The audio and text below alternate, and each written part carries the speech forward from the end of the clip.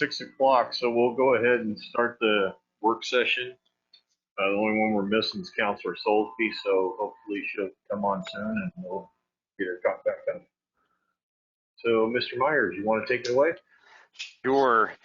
So I provided the council with two great big sheets, and online they're not quite so big, but the set of the 1920 goals and then also the 21 sample ones. They're the ones that don't have the city's logo in the middle. I pulled some of the objectives off, or the goals off. We left the general statement on because I thought the statement for each one of the categories was still probably good, and listening to the comments and conversations in the goal setting and other discussions with council, I think they still fit. We may want to adjust some language there a little bit. Did pull off some of the specific goals that had been accomplished or were finished or didn't apply anymore, but left a lot of the others on. The original thought was that I'd take all those off and just leave the yellow ones on, the yellow highlighted. But some of those I thought were probably ones we wanted to keep because we have some grant opportunities and federal funding opportunities that are coming, and we may want to keep them on just to help with showing that they are a goal and an actual thing that's listed specifically. So I have those for you for your discussion. If there's anything you want to see changed, words adjusted, whatever, these are yours. Just remember, the one we're looking at is the one without the city's logo in the center, the watermark, the 2021 goals and objectives. So, and everything, I mean, even the mission statement is something that you could look at as well if you want to think about any adjustments that need to be made. Does anyone have any comments?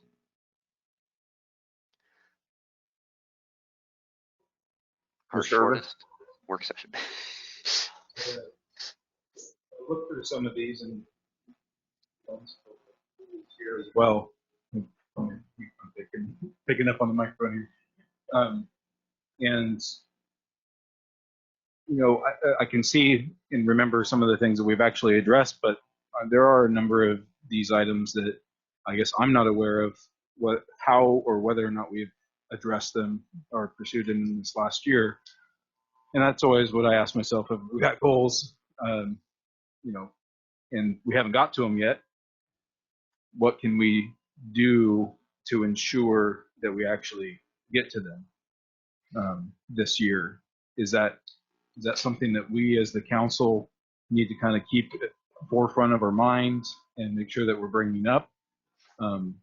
Or does the city take these goals and just kind of initiate based off of them? I guess that's a pending question in my mind before suggesting additional goals. So the goals that are on here are not necessarily single year goals. Some of them are more long term. They're meant to kind of help guide more long-term stuff. A lot of them, they're not things that are going to be accomplished right away in a single year. And because some of the funding needs and sources and places, I mean, you look at the refinement plan or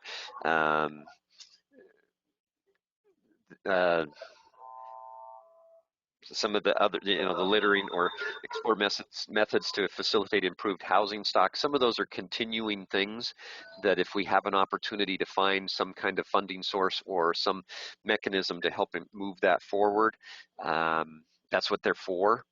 So I think hopefully that kind of answers your question, that we could mark some. I mean, that would be useful if we mark some that were, hey, these are things that we need to do this year. But sometimes things change, and that's the issue with some of these goals, and that's why we tried to do them on a 2-year basis, and this one's just a single year. So, Mr. Fleck, you had a question, comment? I was just gonna, Richard mentioned the mission statement. I'll be honest, we're gonna look at this now and we won't look at it again until next year. I'm not certain that I'm concerned about the mission statement per se. I mean, if it helps with grant writing, absolutely, it's worth having. And if it needs to be tweaked, to benefit our grant writing, I certainly support that. But I wouldn't personally want to spend a lot of time and energy in that. I guess I would say, excuse me, I agree with Councilor Urban's, comments. It might be good to look at what we've done, because we are carrying a lot of these along. I love all the yellow highlighted ones. Absolutely support all of those. And I just kind of wonder if the others are effective, if they should stay, if they should be modified, or put a time frame for them. I think those are all great suggestions. And Councilor Soulsby, you joined us a little late on there. We are looking at the 2021 suggested version with the yellow on there if you haven't caught on to that. Any other comments or? Mr. Urban? Mr. Mayor. So I do want to look at under the economic development bullet point for education. One that speaks specifically, partner with South Lane School District, Lane Community College, and local businesses and industry to promote career and trade education and training. I like the idea of opening that up to kind of one more outlet, being either alternative schools or charter schools, in calling them out specifically. I think that's something that's definitely grown, especially due to the online learning situation, but something that we could, I feel, I should say, would be necessary to partner with more and look at the education offering, the full scope of educational offerings in this area, and seek to boost it. So I believe the alternative school, the Kennedy School, would be included as part of South Lane School District. But yeah, the charter schools, they're kind of under them, but we could list them separately. Yeah. Yeah, and that's why my understanding is they have to get a charter from the school, but they're school separate. district. Yeah. However, there might be utility in calling them out specifically. Yeah. Okay. Not specific schools, but just in general term of the charter schools. Correct. Okay. I'd be afraid we'd leave one out. Any other comments? Cool. Ms. Savage? I was taking some notes from the 2020 that we're not looking at to the 2021 that we are looking at. I've noticed that there was something dropped under quality of life, which is hold discussion regarding additional solid waste collection services over 10,000 population. Granted, we're done and that's over, but I'm wondering if we need to add something that addresses education and outreach for current water bills. And I know that we're actively talking about doing that, but it'd be nice to have that in writing and have that be a goal. Oh, and then the other part of that is maybe that's already in that highlighted section under governance, and that's where that's incorporated. Is that the assumption? Okay. I just wanted to make sure that that was there. Thank you. Mr. Fleck? So, one that's just come to me under public safety. I know that under quality of life, we have, discussing mental health, but I do think that, with the state hospitals not having capacity to handle many of our folks with severe mental health challenges, I think training for our police officers in how to deal with, mental health crises and, or however I should say that, de-escalation training, those sorts of things, I think really would be key. I think we're seeing this all over the nation, that a lot of the police, and also especially here in Oregon, we're seeing them, dealing more and more with folks who are having, psychotic breaks and whatnot. And I think that would be a good item to add. Yeah, now we do that regularly with South Lane Mental Health, and then with other institutions as well. They'll take training, and so we do have that. But as you were talking about that, do we want to expand on that and put something in about pursuing a program similar to what Florence has, or the Cahoots model, and go that route in addition to That would be awesome. I will If I could visit with add to that, Scott. I happen to have needed to use services like that with our son, and it takes an hour to 2 hours for folks to come down, and to have somebody local would really, really mean a lot for folks in this community. So I thank you for adding that, Mike. Yeah, we'll put something like that in, because we're actually working on that. Mike, Scott, and Damien from South Lane Mental Health were working on it, and had started some discussions and gathering information, and then South Lane Mental Health fell apart without a director for a while, and now that they've got the new director, we'll get that fired back up. So we'll wordsmith some stuff there to put that in and get that one in. Yeah. Councillor Stennett had his hand up earlier. Oh, sorry. No big deal. A couple things I was curious. I'd also like to indicate my support for Councillor Fleck's emphasis on mental health issues and de-escalation, et cetera. I was wondering if, I mean, the list that I see here doesn't seem to, I mean, it seems like it doesn't seem to address the current moment in the way that it might. I think if we're I don't know if we're trying not to get caught up in the fact that we need to do what we can to help our businesses survive COVID. We need to figure out where we can do things virtually, how we can reopen our facilities. I don't know how to encapsulate that in these goals, but there are a lot of businesses that we need to help survive. There are a lot of services that we need to restore fully, or figure out in the moment how we're going to do that. I don't know where we can list that or how we can say that.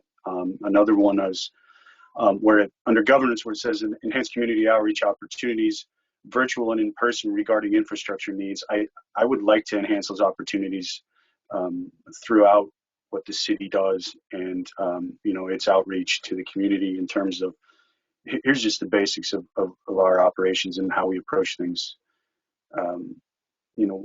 What's the methodology behind the way we make decisions and run city government. So I don't know how much outreach we can do, but I don't think there is such a thing as too much. So I don't know if that can be indicated in a broader sense there, but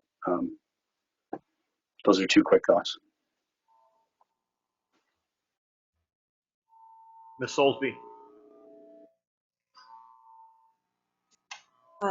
I just wanted to add to that also, that as far as the community outreach goes, Damien from the Sentinel, Damien Sherwood, reached out to me, and I'm sure he reached out to a number of you as well, about being part of, lack of a better word, a letter to the editor from the city council and mayor, city manager. And I think that would be a really good avenue for us to kind of continue down this road, so that everything that we're doing with the city council gets out and we get a little bit better clarification.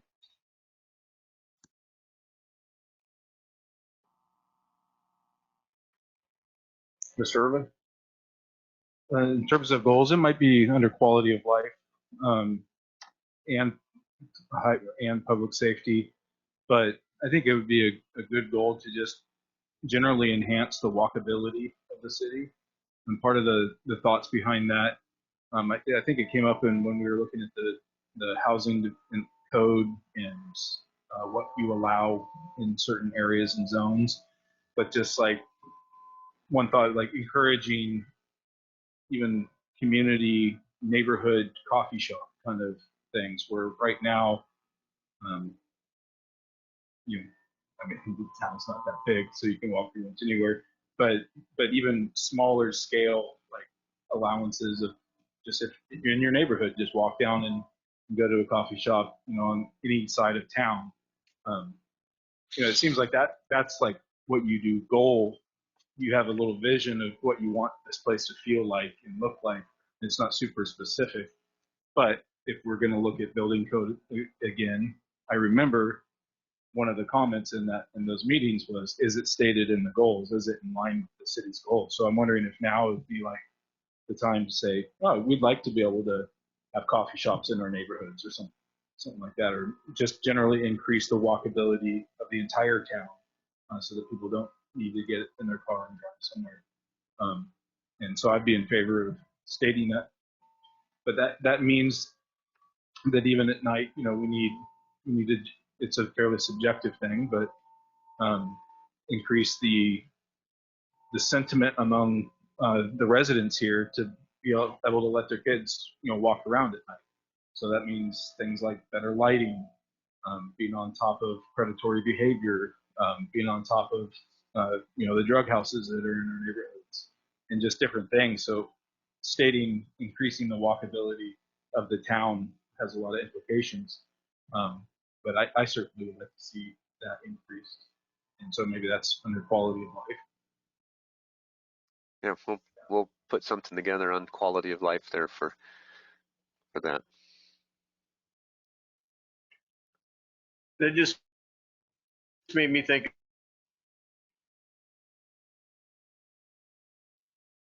of, I was going to bring this up as a concern tonight, but a lot of our streets are, they were designed to be narrow, and because I guess cars were smaller when they built them, but when we got parking on both sides, we have basically one travel lane down the middle. And so it makes it really hard to navigate those streets. And is that something we could look at under public safety, just to make it where it's better? You get over in that neighborhood, first, second, third, back over in the fire district, the fire station district over there, all those side streets that are the presidents are that way. They're all narrow, basically a 3-lane road. And when you got lots of cars, North 8th Street behind my house, it's full of cars down both sides all the time. And it's just really a pain to try to navigate. Yes, Mr. Mayor. So like even Madison is quite narrow. A lot of times when I go by to visit the tiny homes, traffic down there, people parked on both sides. Maybe something that we can, I know some people would not like it, but maybe make it so that there's just parking on one side of the street. I've been in cities where they've done that. I know that would probably upset whatever side we decide to pick, but that's one way to do that. But I do agree with you on that. Mr. Fleck? Yeah, I think we're going to run afoul of state land use goals on that one. As much as I would love to have wider streets, as part of the smart growth, higher density, infill stuff. I mean, like I said, I support what you're saying, Mr. Mayor. I just don't know that the DLCD is going to allow us to do it. Mrs. Savage? What if we focused on parking enforcement, and that would look at how long people are parked on those side streets? So if there's any cars left for long periods of time, I think it's 3 days, they're ticketed and removed, and actually enforcing that without folks having to call, or enforcing the time limits in zones that have limits. I don't know if that's an option, but that could potentially help that as well and be within our means. Mr. Roberts? I mean, could the community service officer do stuff like that instead of taking what few officers we have patrolling our streets? I know over by, talking about also abandoned vehicles, there's a rash of them over by the Legion Hall. Not on your property, Jeff, but right next door. There's a couple Volkswagen Beetles that have been gutted out. They've been parked there for weeks. Well, that's another thing we can look into maybe. That would help free the streets up, just to get rid of all the cars that are not, running.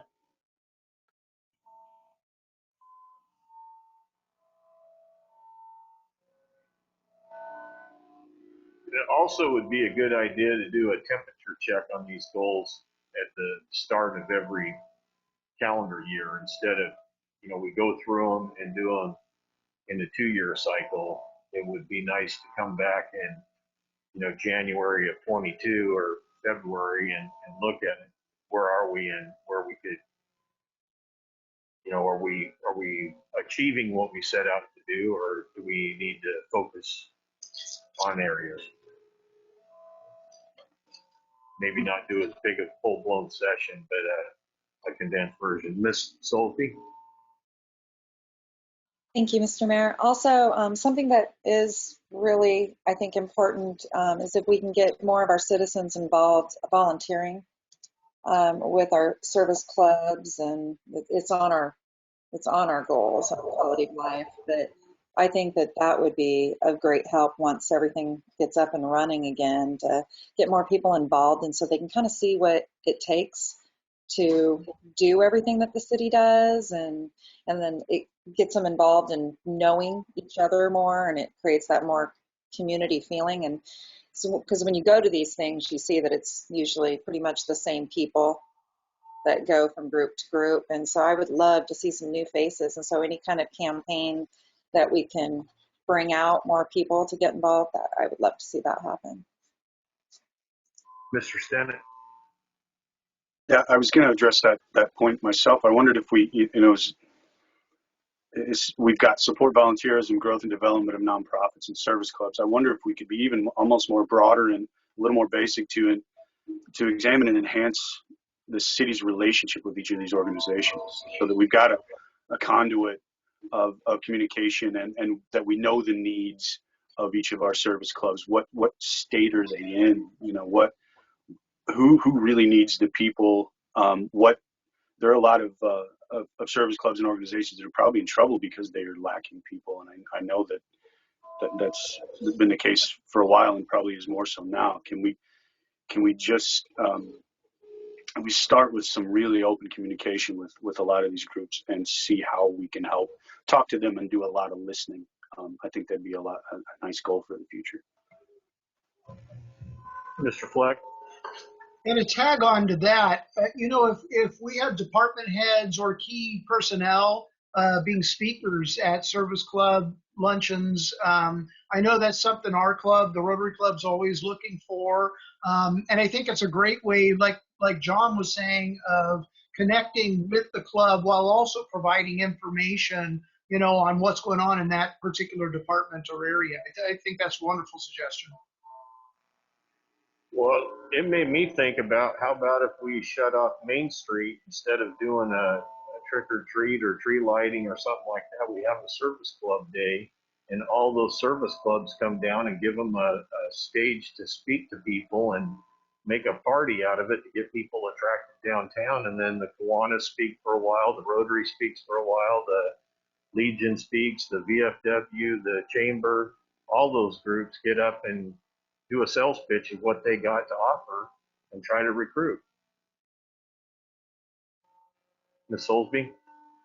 Thank you, Mr. Mayor. I love that idea. And I think that a lot of people they think they're private groups. They don't even know that they can get involved. And so if they see the opportunity and something that might be of interest to them, and if you're out there as a head of one of those groups and saying, look, we need you, so please join us, I think that would be great. And I know once the restrictions get where we could actually do that, I think you would get a bigger attendance, because the lack of being able to attend anything has been a problem. So you're going to go watch anything just to be out of the house. Mr. Irvin? I'd just like to throw my hat in the ring for more community parties. Especially since this is a 1-year goal, let's make this the year of throwing parties and just really focusing on getting people back looking at each other. On that note, I've seen other cities do similar things with their Main Street, where they shut it down every Thursday or from 6 to 9, and restaurants go eat in the street, businesses go put their merchandise in the street, and it really is a wonderful street party. So I think that would be a lot of fun. It'd be neat to engage in conversations like that. I see Mr. Myers worrying about the logistics of that. Yeah, we have a little different Main Street that's kind of a major Artery. connection and artery thoroughfare. It makes it a little bit of a challenge, and I think of certain businesses downtown that even the relationships between the South Valley Farmers Market and a business, and having to coordinate a delivery truck that's bringing mattresses in, and they've got to get to the alley.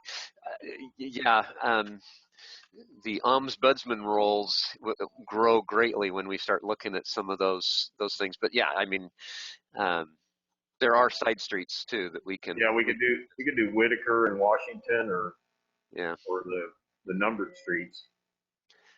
yeah, cool. Miss Soulsby? That absolutely is the thing too. You have to get all of the downtown businesses that are having those streets closed to give the okay and approval for it. And as Mr. Meyer said, they are on different sides of the fence. And then also, if they don't all get involved, then it can be kind of a sad showing. And hopefully we can get the art walks back and get all that going again, and that'll be a huge boost. I can remember fondly the grand plan that BMD had a number of years ago, where they closed Main Street down, and it was supposed to be sidewalk sales and stuff like that. One store had stuff out on the sidewalk, and it was dead. And Mayor Williams and I walked down through there, and several businesses, well, this is really stupid. We're just yelling at us as we're walking down through, and we sat and looked, and we just said, yeah, we got to open this back up. This isn't working. And we called BMD and said, it's not working. There's nothing going on down there. And so we got to have something happening. I mean, if you've got kids and stuff all over the place, and it's actually active, it's more acceptable than if it's just dead. So. Miss Soulsby? I do know that this might not be completely popular, but I would absolutely love to see our parades back down Main Street. Well, downtown. Mr. Irvin? I'm thinking of a community reader board. I think there's one on the library. Is that correct? What about, no? It's Woodson, down by Woodson. Woodson Park. It's at Benny Hubbell Park. Yep. Just in general, in this whole even the town communication, making maybe 2 or 3 kind of centrally located reader boards where you have community announcements. I mean, to announce, hey, street party on this day, everybody come.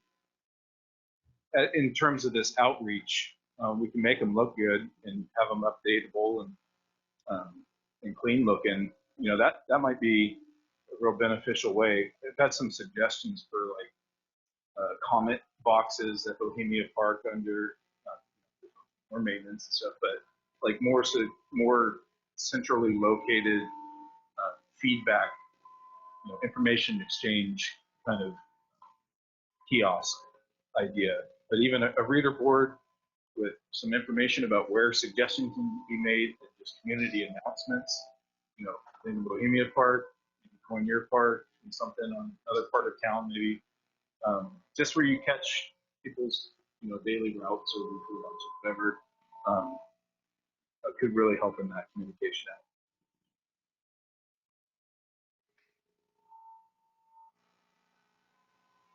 Any other?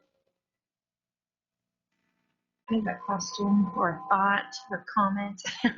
If we're going to be looking at parking downtown, I think it's under public safety it's under infrastructure. Would that include potentially adding some handicap spaces downtown, or could we engage in those conversations? I don't know if that's logistically possible, but as far as I know, there's nothing designated. To designate a handicap, this is something that we've actually heard from a business, and trying to explain to them that to designate a parking space as handicapped on Main Street is almost impossible to meet all the requirements and do that. We do have spaces in the parking lots that are designated. that way. But trying to do it on the street, you've got to provide access for the driver to be able to get out in a safe area and have that crosshatched and be able to get over to the curb. That makes sense. And you got to have the ADA ramps and everything there. We could do it if we switched to angled or perpendicular parking on Main, but then you'd lose parking on one side at least and have the travel lanes with angled in 45-degree or 60-degree spaces. So yeah, and then you're backing out into traffic too and everything, so you increase some other potential things. But the other challenge is the slope on the street. You have to maintain less than 2% slope to be ADA compliant, and that I'm not going to say is impossible, but it's if you look at the parklet that was built, you can see the slope that had to be accommodated to get that in place, and it's pretty severe. But we Thank you for that information. we can make sure that the ones in the parking lots are marked properly and well signed, so that they're easier to find. But they are located in the parking lots outside the street parking. Thank you. Ms. Olsby? Thank you, Mr. Mayor. Richard, did you say that if we did do angled parking that we would lose a spot or two? Well, we'd lose parking on the other side of the street, and you'd end up with angled parking only on one side, and the travel lanes would then be shifted over a little. Oh. Yeah, because I mean, parallel parking, you might possibly, unless the handicapped would create less parking because you'd have two stalls basically that would become handicapped because you'd have to have the access and everything. But you may gain a little bit on one side because they would be smaller than parallel, and but you'd lose everything on the other side. You wouldn't double the parking on one side, that's for sure. Mr. Stennett? Maybe just a question. Are we short parking downtown? Do we have a shortage? I mean, I hear that, but it sounds like folks don't want to walk around the corner or walk a couple blocks to a parking spot. Councilor, we're in the process of finishing up a parking survey. We're doing another round of logging in where people are parking at the present time, and hopefully we'll be able to bring that to the council in the next couple months. I don't want to speculate, but the numbers right now are showing that there's plenty of parking within the vicinity, but we'll get those numbers to you and let you guys decide on what you feel they represent. Mr. Fleck? So I think, you know, under normal circumstances, Mr. Stewart, that's probably right. I would love to see some parking over by the Armory, especially when that is finished and we start holding events there. I think that that's going to create some challenges, especially in inclement weather. I would love to see us try to find some parking over by the Armory. Well, and on that, when I'm walking through town, I know that the parking lot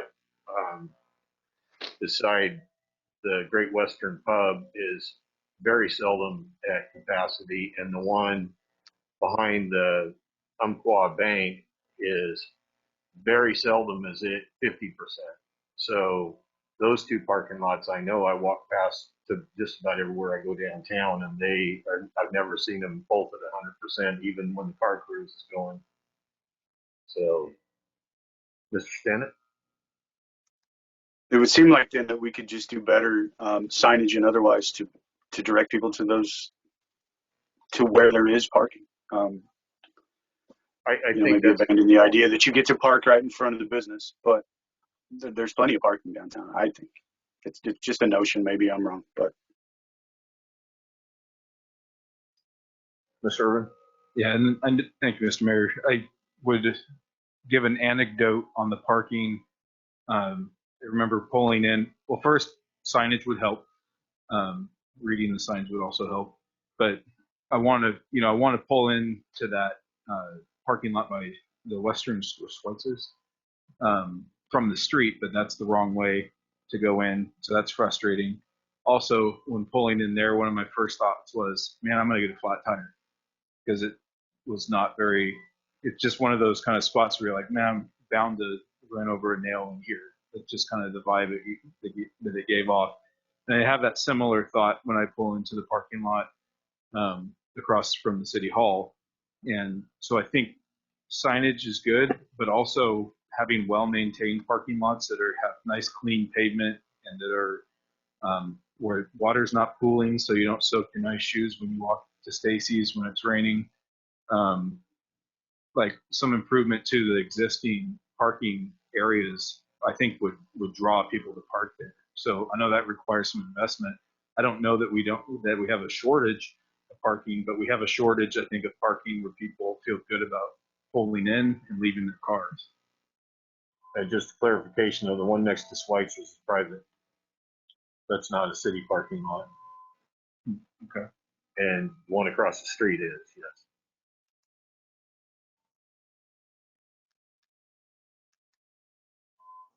yes. Any others? So what do we think of these goals then? Are these good or?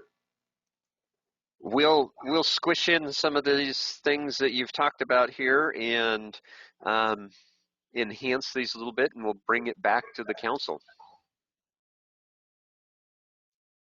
Does that work then? Is there anything else? Yeah. So we're going to take like a 25-minute break then and come back to regular meeting, or? All right. Oh, Mr. Roberts. It's okay. You didn't see me. Is there any way when we get into this low income and affordable housing opportunity that maybe we have a discussion about the multi-unit property tax exemption? Now that we have been using that quite regularly and we know how it works, where its pluses are, where it's, maybe we can include a review of that along with housing stuff somewhere along the line in the next few months. That was, I think the intent of that was to also to include a discussion of the MUPD and existing stuff, so we can add in evaluation, not only the creation of seeking opportunities, but also evaluation of present things. Yeah. That would be great for me. Thank you. Thank you, Mr. Mayor. Mr. Stennett? I just wondered with the work that's going on in the armory now, following that and when the building opens up, can we consider that that goal accomplished, or how far away is the armory from being the venue that we want it to be? Oh, probably about $9 million. So it will be a long process probably, unless all of a sudden we get a big chunk of money from somebody. Yeah. It will be something our grandchildren will probably see.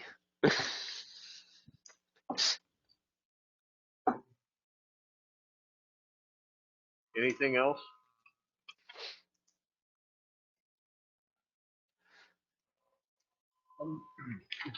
How's our airport doing, and how can we think about the fact that we have a nice little airport here and utilizing it more? I mean, I wonder what how it's been going in this pandemic time, and if we can think about it more in terms of incorporating it in city life. Yeah, the airport is state owned and operated. So, and we have a role that we can visit with the state aviation department, but it is their operation and their functions there. But I can tell you that Faye and I have been working on, the city's been working on getting some new tenants out there that are going to be, hopefully we'll have good news soon that we can share with what's going on out there. So that'll probably really spark a lot of interest in our airport. that did jar an old thought. How is that car, the courtesy car, insured? That is ours. We insure it and we maintain the vehicle.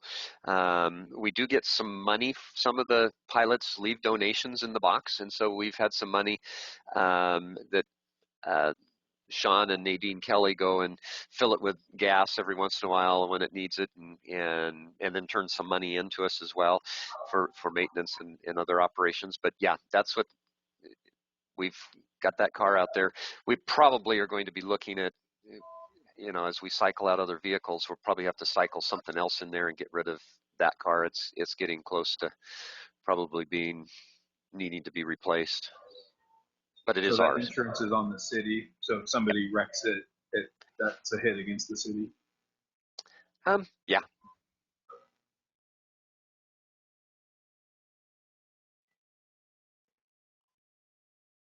Any others? Okay, so we will come back at 7 o'clock then. So we'll adjourn the work session until 7. So if you just leave your thing on, and we'll be back. Yeah.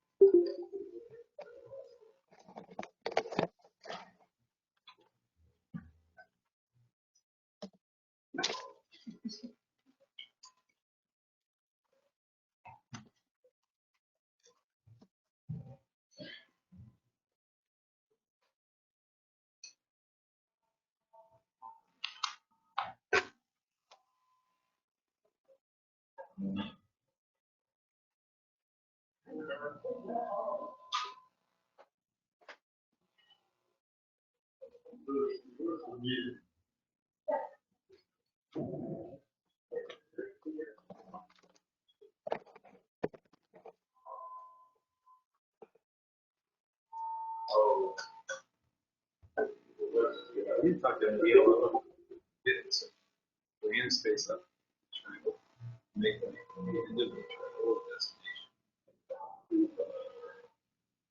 Oh my Like gosh, during the summer, like that would, where that could be even just talking with one of our local. food partners. Uh-huh. Yeah, where you hold events up there. You could either take a drive up there, which would be even that parking area. Yeah. Something where you rode all the way up. One, you have a destination. Even if you didn't ride all the way You up can there, just if you're drive just halfway. driving Yeah. up there, there's not a whole lot. There's nothing up there. Like When that. schools closed Yeah. down. Yeah. They sold this.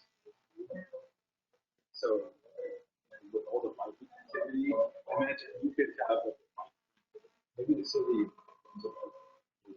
contrast out by the shelter areas, meetings you could have at the white corner. We parking over there. When you ride up, you throw events up there, parking field, and then there's plenty of other events. Like ride and have a burger fruit.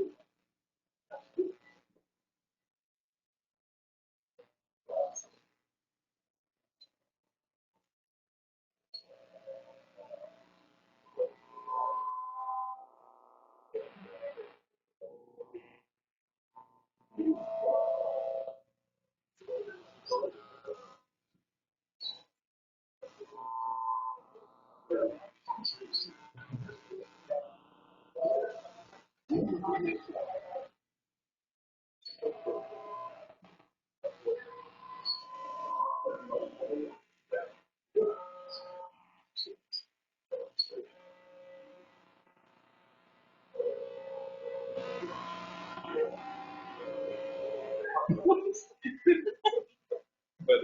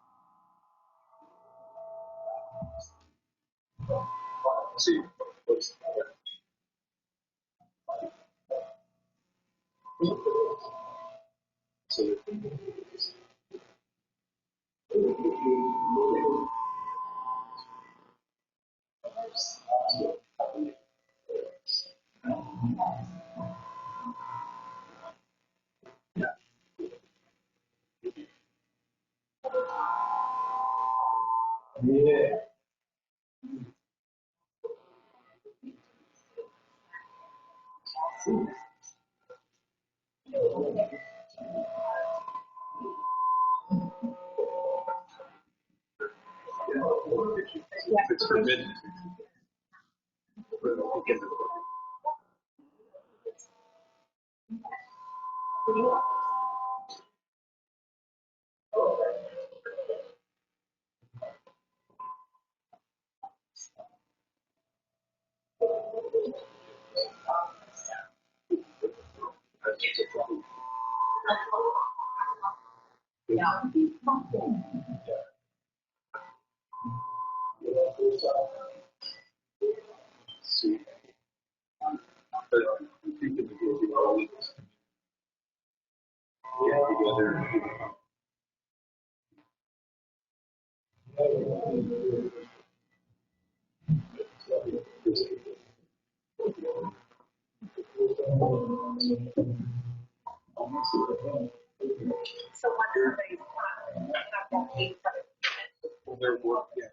What is that? Am I going to eat?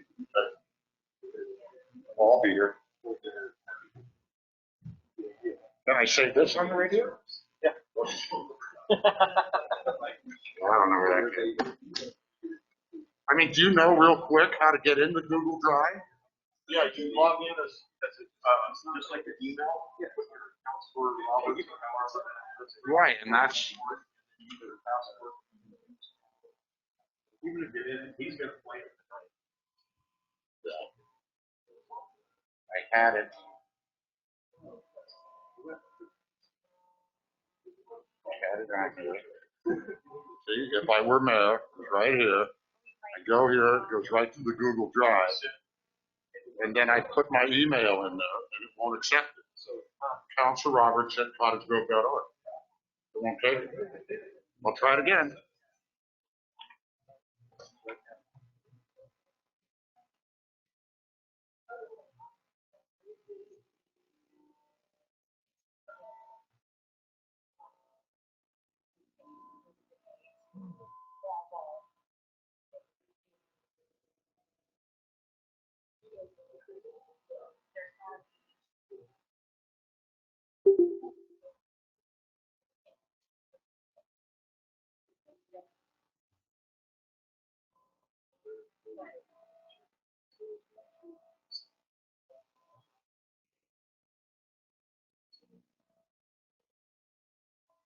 The idea of raising the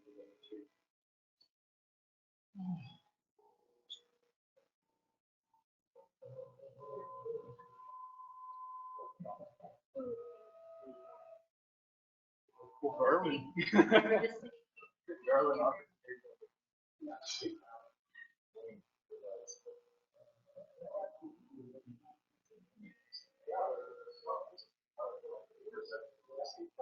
Oh, is this partly railroad property or something like that? Yeah. I was gonna bring that up as part of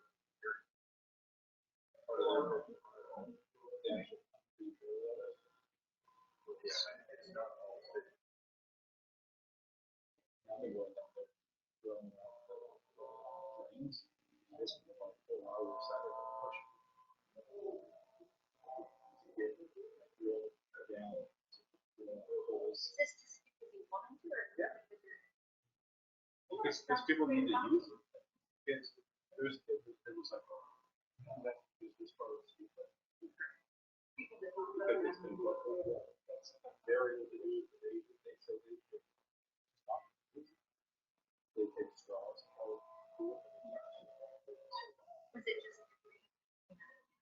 Yeah, I mean, there's airsoft bullets and stuff. It just feels like a lot of it's like speaking. Look at the door again. Then another thing was like, hey, I might leave it. Said, how do you do that? I think it's normal. I didn't know that. Are there people that say through it and everything? Well, they know it.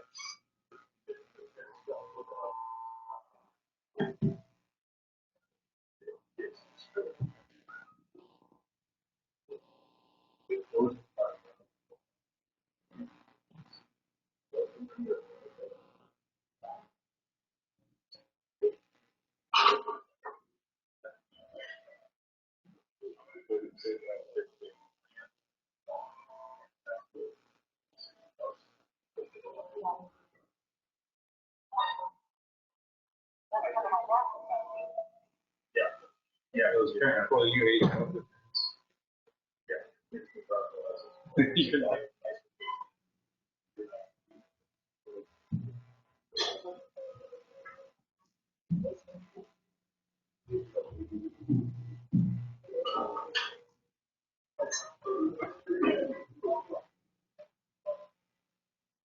Hello, family.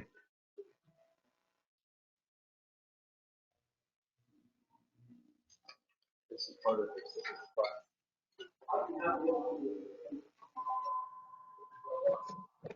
Superintendent said not.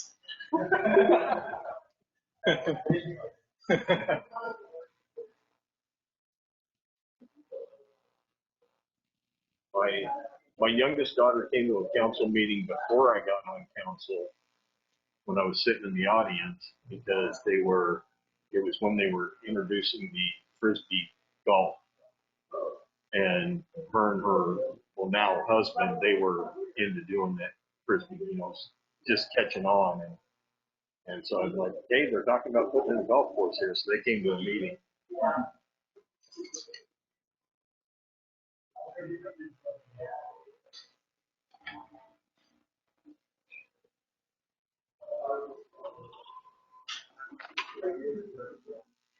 Did they've all graduated, right?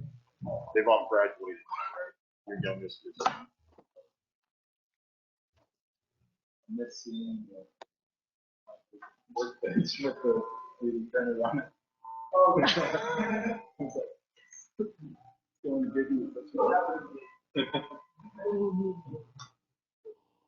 You have to do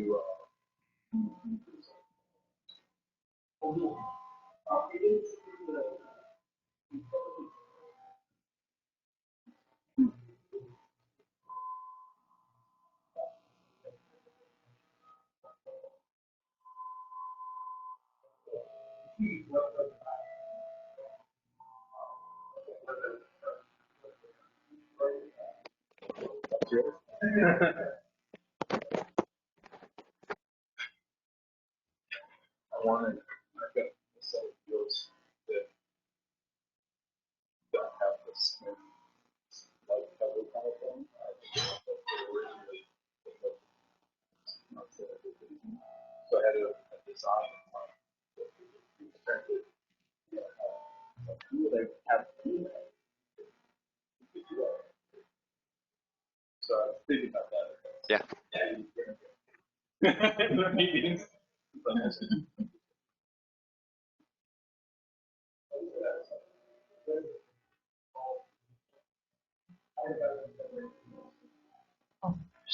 Well, we got ours to make parts for our hot tub.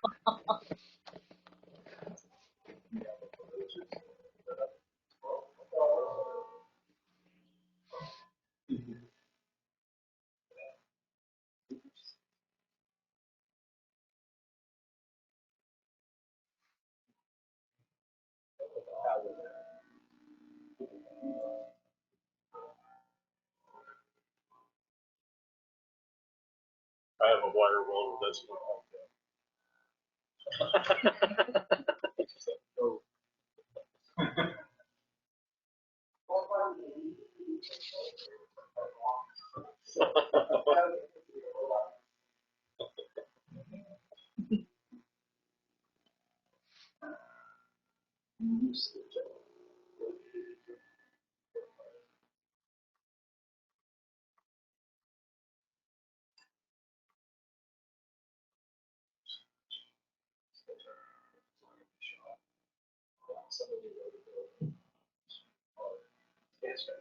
so I had to do it.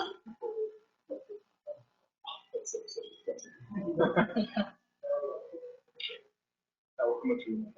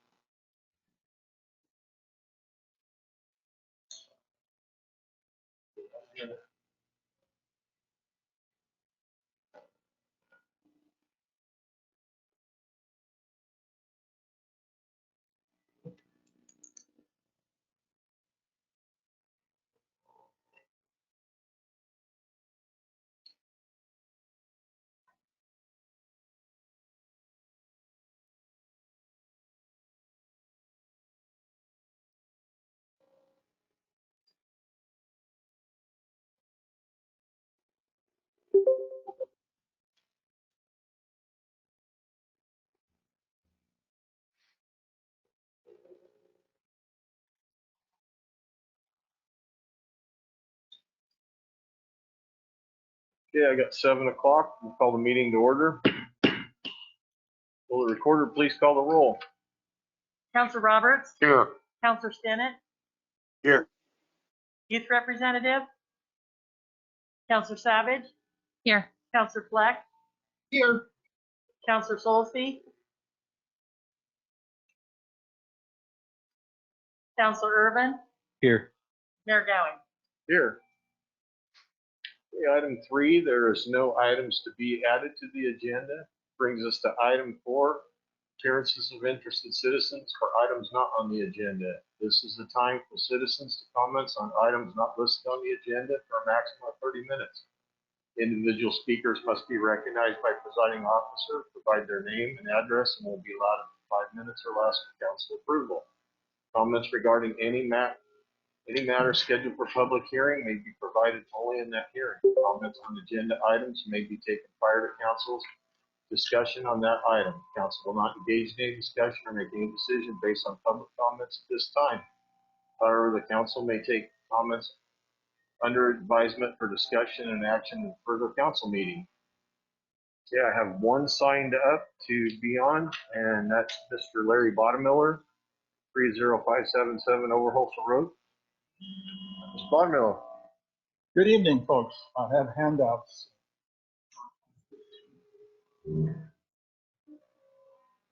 I understand I have 5 minutes. It'll happen. I am Larry Bottomiller, and my issue is the city allows the use of our logo to give endorsements to a private warranty firm in Pennsylvania to market a warranty to reimburse the cost to repair leaking water lines of homeowners or business owners from the water meter to the building. My request, stop the use of our logo for this private marketing. Reason 1, deceptive advertising.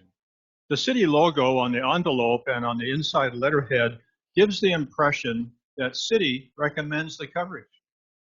The printed paragraph at the bottom of the letter inside disclaims such endorsement, but is often misunderstood by unsophisticated residents. Second reason, the insurance principle is violated. When I earned my insurance license in 1985, enabling me to sell life and health policies, I learned not to market policies that purport to cover certain focused, low-cost risks of ordinary living. These include car warranties, cancer insurance, mortgage life insurance, roof warranties, telephone wire insurance, LifeLock, etc. For such low-cost risks, simply write a check and pay the cost. Self-insure. Third reason, seniors and unsophisticated consumers are more likely to be victimized by this policy. As a registered representative and a registered investment advisor in Cottage Grove for 35 years, I interviewed 3,000 families. In simplifying many clients' finances, I phoned Service Line Warranties, this outfit, many times to cancel this $39 per year premium.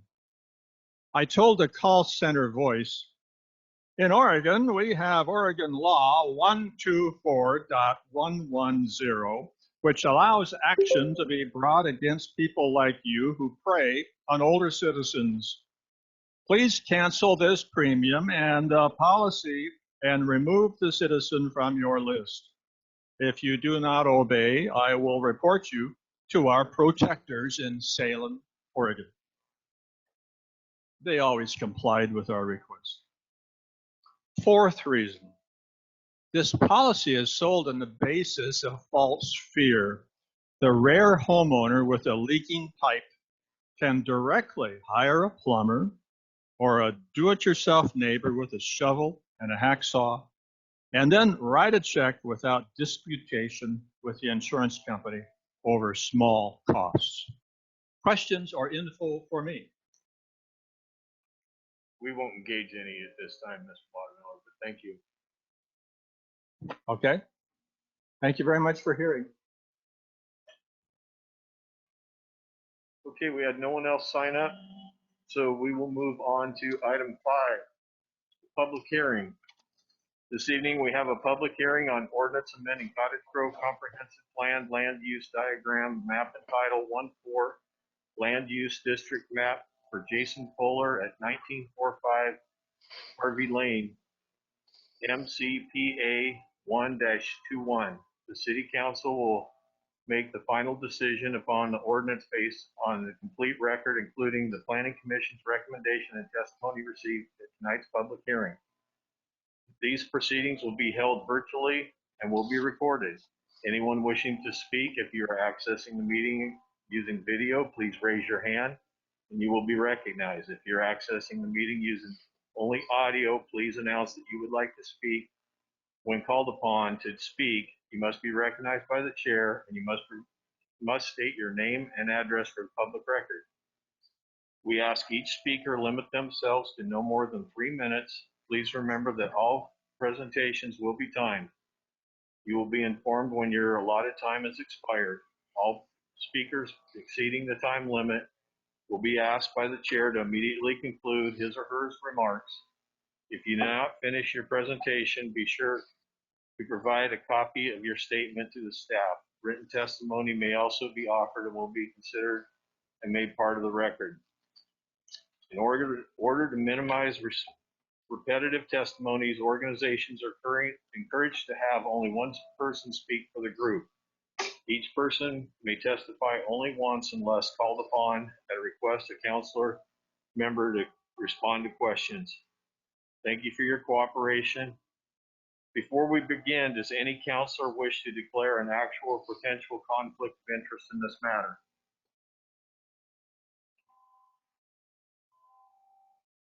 Seeing none, we will open the public hearing.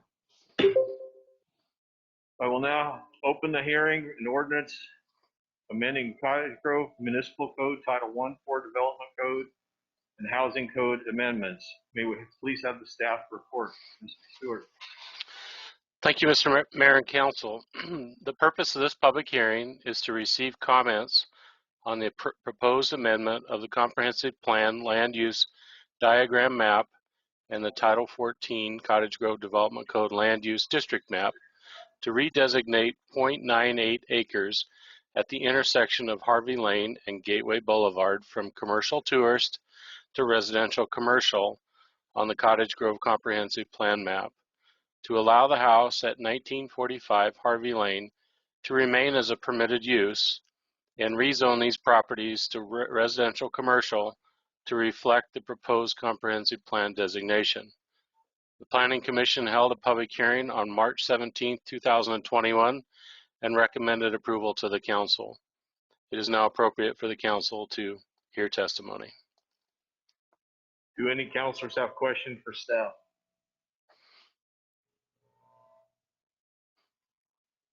Seeing none. Oh, Mr. Roberts. Yeah, I like this. When I was reading through this, I really like goal 10 on the housing. I think this is, I think this should move forward. Thank you. Okay, we wish to hear from everyone who is interested in this proposal. Please remember to state your name and address for the record. Does anyone wish to speak?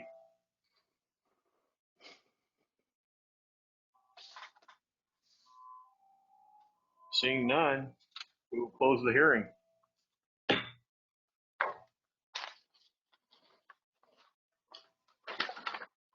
Okay. Brings us to item 6, consent agenda. Got a motion Second. with a second? Any discussion? All those in favor signify by saying aye. Aye. Opposed? Resolution and ordinance. First vote for ordinance amending the Cottage Grove Comprehensive Plan Land Use Title, Map and Title 1-4. Mr. Stewart. Thank you, Mr. Mayor. So the council's held a public hearing on the proposed amendment of the Comprehensive Plan Land Use Diagram Map and the Title 14 Cottage Grove Development Code Land Use District Map to redesignate 0.98 acres at the intersection of Harvey Lane and Gateway Boulevard from commercial tourist to residential commercial. Excuse me. So the Planning Commission held a hearing, as mentioned, on the ordinance on March 17th, 2021, as recommended council to approval to council.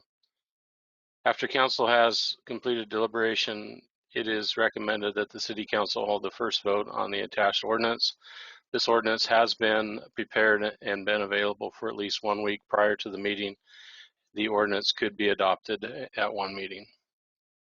We have an ordinance number, 3140. 3140. Thank you.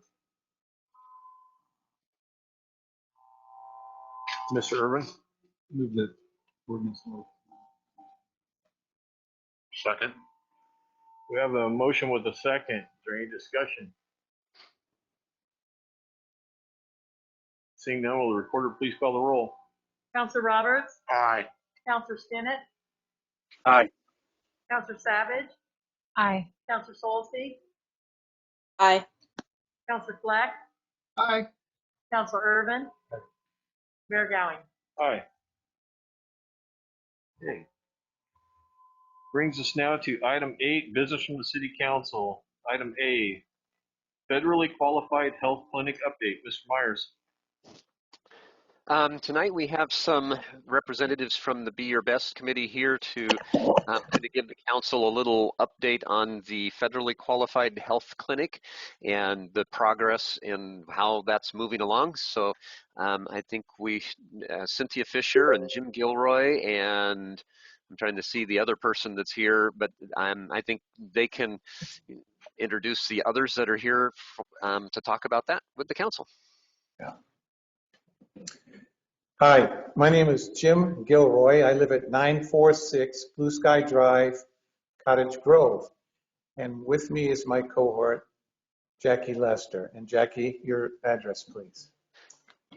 Jackie Lester, 77914 Chisholm Trail Drive in Cottage Grove. Okay, and Richard, we're going to start. Jackie's going to start through the slide deck. And I guess Cindy Fisher, who's on the video with us tonight, is managing it, I guess, with Trudy. So Cynthia is the one that needs to have the authority to turn on the Mr. slide. Myers, thank you. And we'll get it here. That would be me. Okay. There you go. Thank you. Thank you. Can you move over this way? Yeah. Is the slide deck up? I can't tell from here. There we go. There we Yeah, go. it is now. Thank you. I know that Jim has previously visited the city council and gave you just a brief look at the project we'll be talking about tonight. And I'm hoping we can give a little bit more in-depth information about the project and give you the opportunity to ask some questions. So as you can see, this is the South Lane Community Health Center Career and Technical Education Project. The project overview, this project is to bring a community health center of Lane County in a single site integrated health center offering primary behavioral and oral health care to residents of South Lane as well as North Douglas County. The community health centers of Lane County have several other sites under their umbrella, all in the metro area. This will be the first rural site for the community health centers of Lane County, but we will be under their umbrella. However, they will be operating the clinic once it opens. The project is an expansion of the community health centers of Lane County, which is considered a federally qualified health center with a mission of improving health and wellness in our communities through affordable healthcare. Our project is unique, and we are offering real-world learning and training for local high school and college students interested in healthcare careers, and we're calling that the career technical education component of this project. Next slide, please.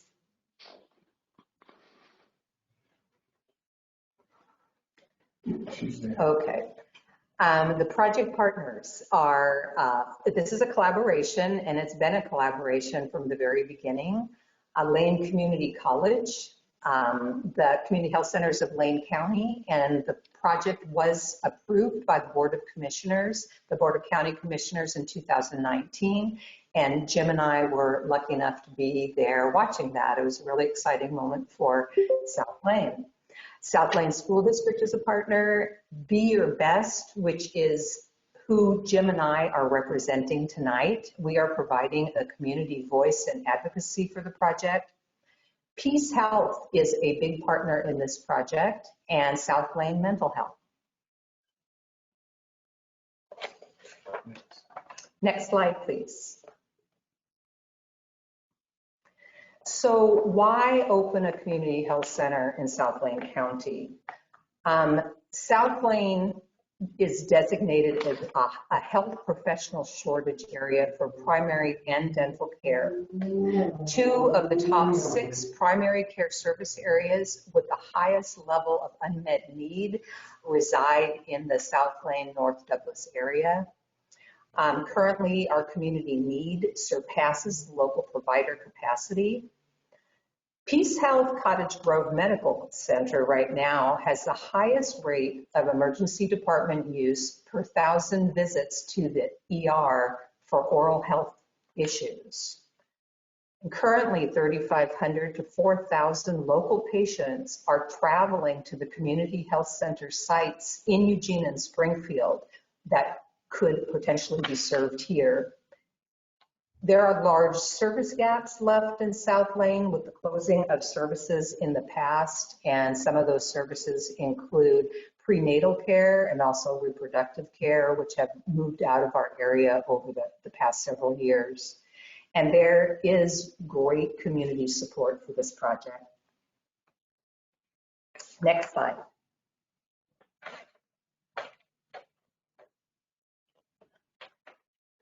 So responding to community need and who will be served by this clinic, as an F2HC, the project will serve all members of the community, regardless of race, gender, age, preferred language, sexual orientation, housing, insurance status, or ability to pay, and that includes veterans in our community.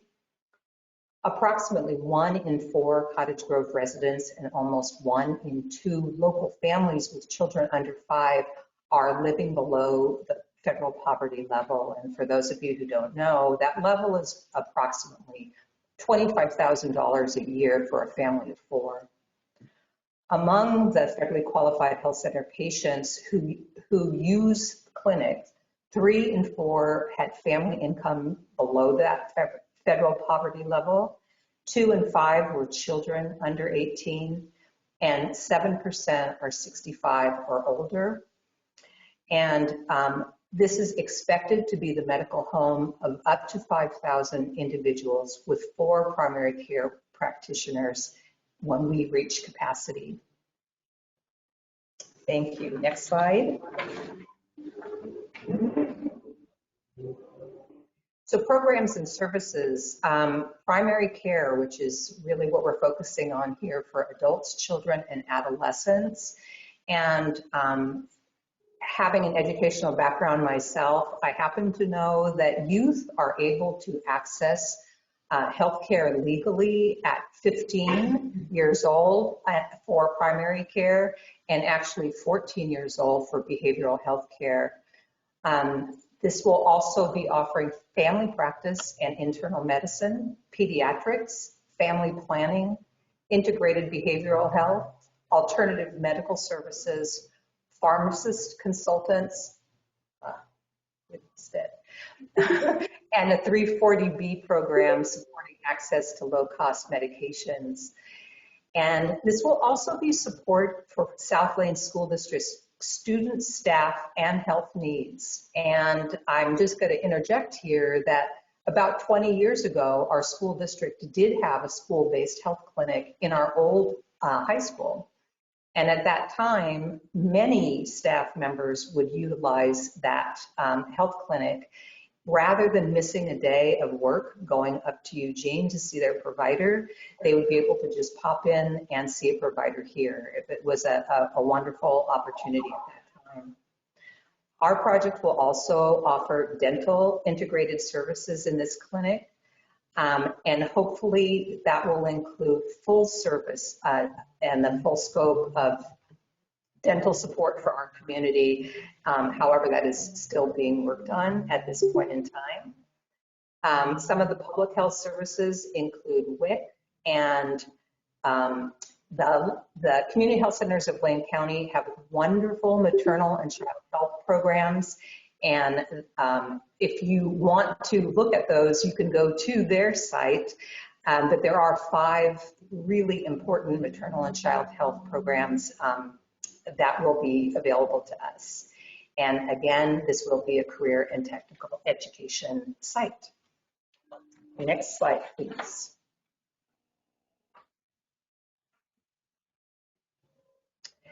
And I think everyone here must know by now that the location will be at our current LCC building in Cottage Grove, which is right next door to our high school. It will be co-located. The clinic we're talking about will be co-located with LCC classrooms on that campus, and they are beginning to call that an LCC Health Career Campus, located on South River Road, and again, next door to our high school. Next slide, please.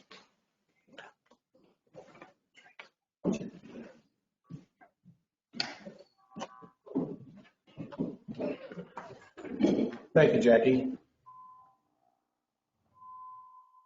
Projected employment at full capacity, years 3 and 4. We expect to have primary care providers in the amount of 4 full-time equivalents, a dentist, medical support staff, dental hygienists, pharmacists, behavioral health clinician, and administrative staff. And if you see the numbers to the right, it's all full-time equivalents. So at the end of year 4, we should have about 21 jobs for the community that are fully loaded, which includes benefits. So I think that's worthy of note. And I want to indicate to you, Jackie and I are both vision keepers on your vision team. And, health is right up there at the very top, but so is economic development, and especially as we experience what we're experiencing in the economy today. So I wanted to make sure you were aware of that. Next slide, please.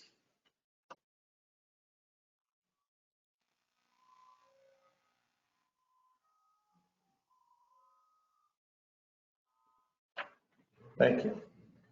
All right, high school CTE education, a unique component. This is the part that excites me a lot because I've lived in this community almost 50 years, and I've heard the same story just like each of you have, and that is there's nothing for our kids to do after they get out of high school, and there's not really good jobs available for them. And so the reason why organizations like Peace Health and others are very interested in this particular part of the program is because they see employees that will come to them ready to go. And of course, I see employees ready to have jobs in the community. And so South Lane Career and Technical Education staff are designing a health careers pathway, which is bridging to LCC opportunities and beyond. Meaningful internship opportunities in healthcare and business will result from this marriage. Increased collaboration with LCC to include additional classes and trainings for both high school students and members of our community. Oftentimes we send our students to community college on the main campus. Well, some of those folks that are now on the main campus will be coming to Cottage Grove for some of the coursework that they have to do and some of the internships that they'll have. Medical provider classroom in the building that has the necessary training equipment. Other training, workforce training for health careers connected with larger health partners. Continuing education and professional development partnership with the clinic and local healthcare professionals. Next slide, please.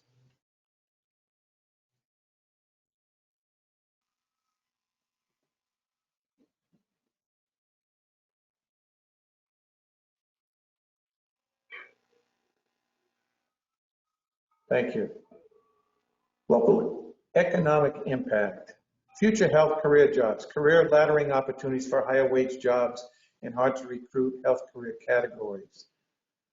Immediate relief from indigent care spending. This was an eye opener for me. I didn't realize South Lane Mental Health spent, almost $300 annually on indigent care. Peace Health, 1.2 million.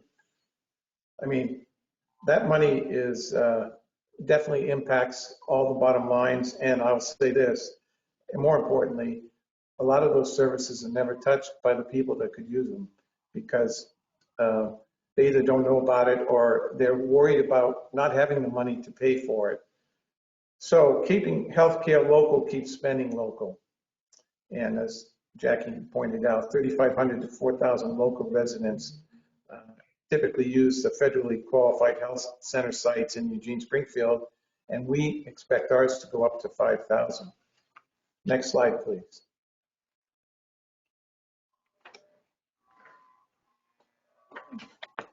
Okay, project estimated budget. Cost category on the left, estimate on the right. Administration, architectural and engineering, about 400,000. The actual construction of the clinic, 2.6 million. That's the renovation that's needed in order to put this clinic in place. The abatement, which is evidently has to be done in order for anything to go forward, is 5,500. And then related project costs, IT, furniture, finishes, contingencies, about 400,000. So we estimate about 3.5 million to do the renovation of the health clinic alone, and adding the improvements to oral health will add another 400,000. So it's going to be just shy of $4 million when we're all said and done. So next slide. This is what we've accomplished so far.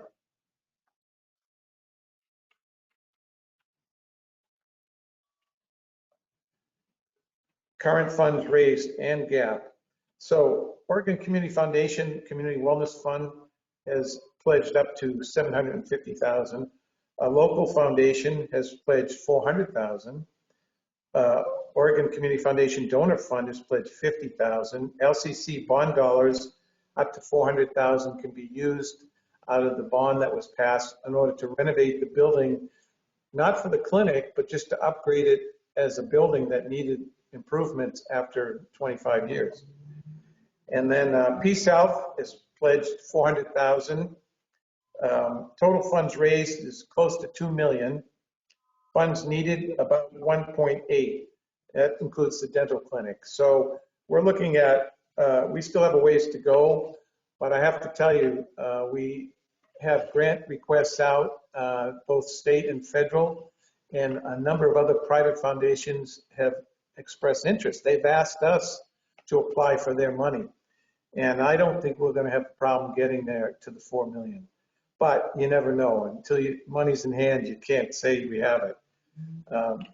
Anyway, what's in our construction timeline? So next slide, please. Major phase of the construction process will begin when all funds are raised. Approximately 2 months for preparation of detailed architectural and engineering design for bidding documents. And then approximate timeline from construction start to opening is 8 to 10 months. We're hopeful that we can actually put the dot on the money by July, and then that'll start the clock. We want to be in next year.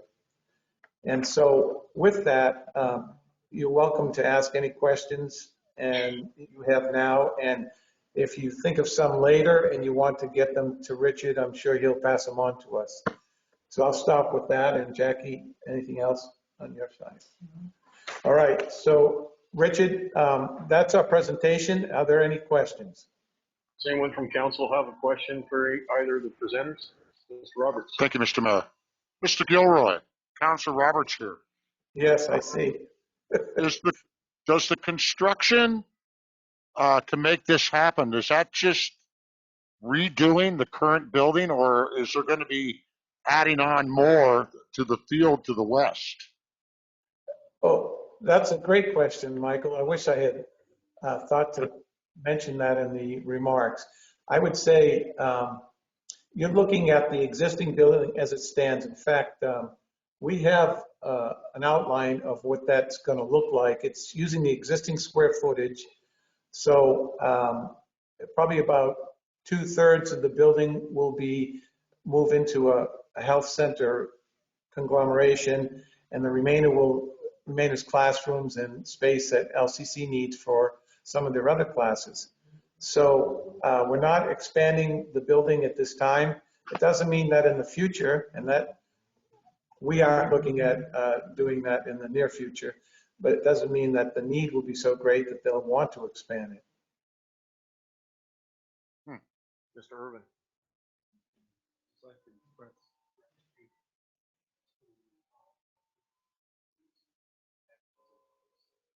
Could you hear me? Really happy to see. Oh, I can't, I've lost It was Mr. sound. making a comment. Richard, can you hear me? Yeah, we can hear you, Jim. It's the council Okay. or not. Oh, okay.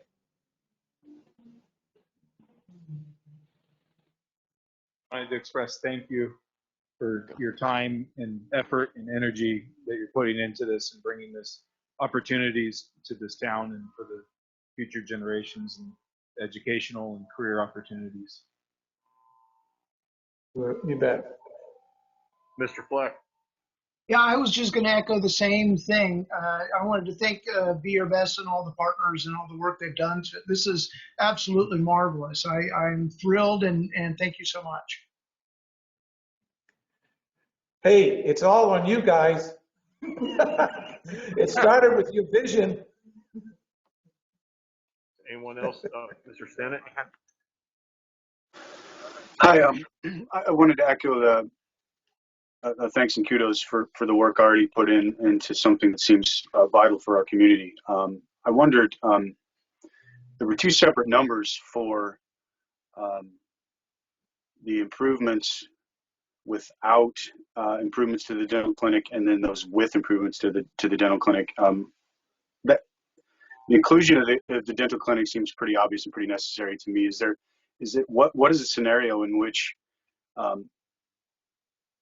you would decide to go forward without making those improvements? That's one question. I wondered, another one was, did I see 8 to 10 months from the beginning of construction to opening was the estimate? Does that include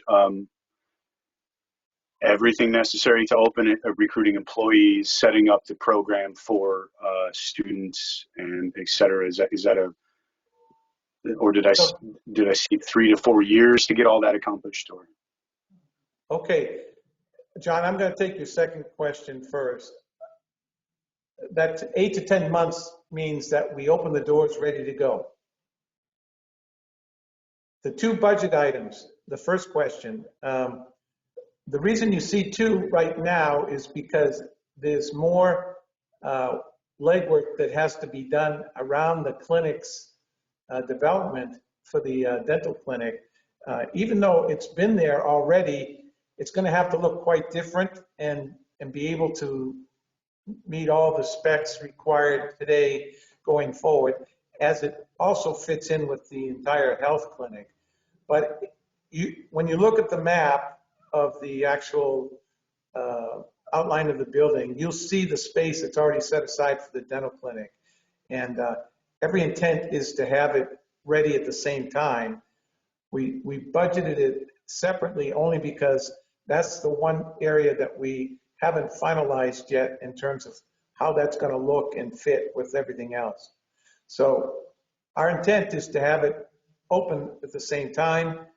If we have to delay anything, it'll be the dental clinic, but not for a long term. It's mainly until we got all the code requirements and everything else related to the perfection of the program. Does that help? Mr. Stennett? I wanted to clarify too, did I also hear you say that you're confident in the ability to raise the remaining funds by July? Did I hear that? That's my some hope, $1.8 million. Well, wow. We will have. Congratulations, that's terrific. Yeah, thanks. Now, the reason I feel that confidence is because we've been asked to apply for these funds. That tells you that they're interested. And if we hadn't been asked, then I would feel quite differently. Mr. Roberts? Oh, yeah, I had another question. On your cost analysis, there was a listing for abatement. What type of abatement is in that building? Actually, I probably turn to Faye Stewart for advice on that, but because I'm not part of the team that's actually analyzing the building for how it's going to be set up. I trust that the people at the county who have the final responsibility of operating the clinic and who have built a number of other clinics know the details around that, along with the architects and engineers working on the project. But for some reason, that number was put in the budget. I think it's a placeholder, and I think it's also been quoted by someone at the time we were pulling numbers together. Thank you, Mr. Gilroy. You bet. Ms. Savage? You noted that there was going to be behavioral services offered, which I think is absolutely thrilling. I think South Lane Mental Health does a wonderful job, but they can't handle it all. The question that I had regarding behavioral services is a lot of times folks needing behavioral services also need specialist providers as well as specialist dentists. Is that going to be something that's addressed with the new folks coming in? Are they going to subspecialize in behavioral issues as well? You know, Charles, I wish I could answer that for sure. I can't. What I can tell you is that the goal of us in Cottage Grove, when we've wanted to have the health clinic, is to look at the human being as a whole, from a holistic standpoint, and how can we best offer the services to all human beings in our area the best we can for the money that we have to work with. I'm guessing that the professionals who will handle the intake of people with behavioral needs will know that certain people need services beyond what they can provide. And I can't help but think there'll be referrals from that point forward. As to how those get paid for, I can't answer that.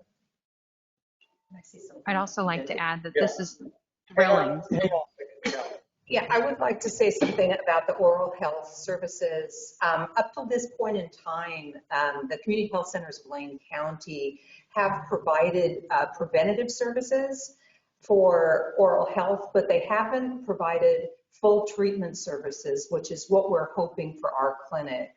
And as a 45-year resident of Cottage Grove and working extensively with the community, I have come to learn, especially over the last about 15 years, how critical the oral health services are here and how many people are going without care. And just to inform you, if you weren't aware, the South Lane Children's Dental Clinic that is currently located at the site where our project is going to be has been operating since 2012. Just serving children through the school district, actually kindergarten through high school students. And they've basically been operating 1 day a week with volunteer dentists. It has been under the umbrella of the school district as far as keeping that clinic running. And I did serve as a director of that clinic for a few years.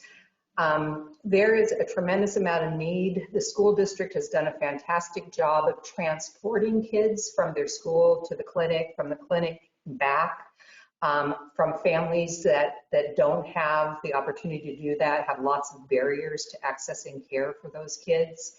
But we constantly were getting calls from adults needing care, begging for care. It is a really, it's an extreme need for our community. So we're hoping that we're going to be able to develop a model that the community health centers of Lane County are going to be able to fully serve our adult population. Thank you. Thank you for that. And I'd just like to add that I'm thrilled that you guys are doing this. It's so needed in our community, and I'm excited to see it come to fruition. Thank you. Any more? Well, thank you for the presentation. You bet. It's mutual. Okay, item B, if I were mayor contest winners. Mr. Myers. So we had 6 entries into the If I Were Mayor contest, 3 poster, 1 essay, and 2 digital media presentations or video presentations.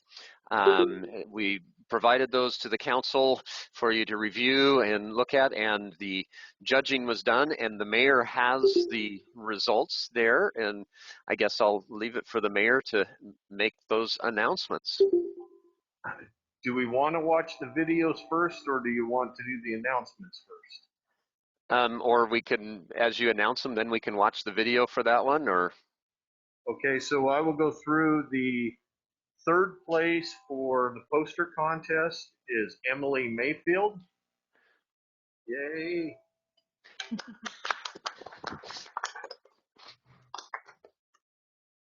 And the second place for the poster contest is Ayla Appleloff.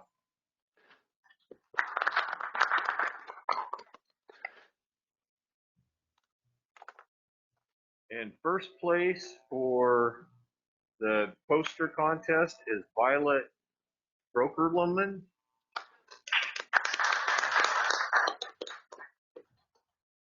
Then on the essay, we only had one. So first place would be Ethan Tanton.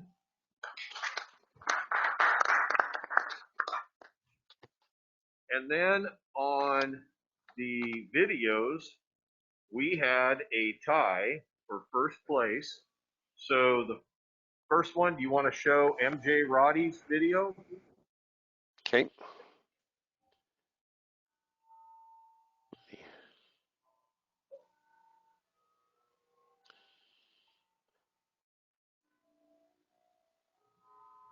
Oops. Hello.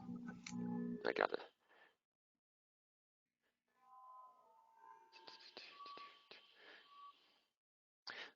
Get this here.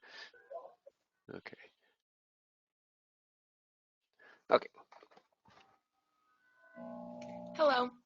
My name is MJ Roddy, and if I were the mayor of Cottage Grove, I would start a citizens advisory program.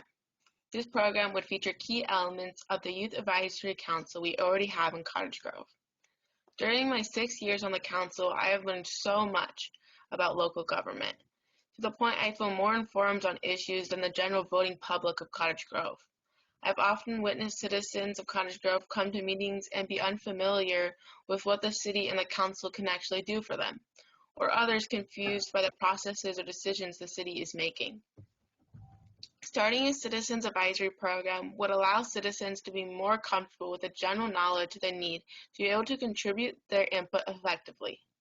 This program would run a few weeks long and would have common meeting times on the weekends or after hours, and would mainly focus on touring the different city departments. They would tour City Hall, the police station, the water treatment plant, Public Works, visit the library, the golf course, and more. At each location, they would be able to learn in great detail about the department and have a little bit of fun along the way.